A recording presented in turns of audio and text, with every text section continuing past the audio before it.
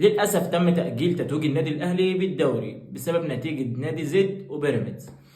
والله انا اللي صعبان عليا في الحوار ده كله الهاتريك بتاع وسام ابو علي. يعني تكللوا بقى كانوا يكللوه بالتتويج بالدوري. زد شد حالها شويه يعني، نعرف حتى نتوج بالدوري بعد الثلاثه اجوال اللي جابهم وسام ابو علي.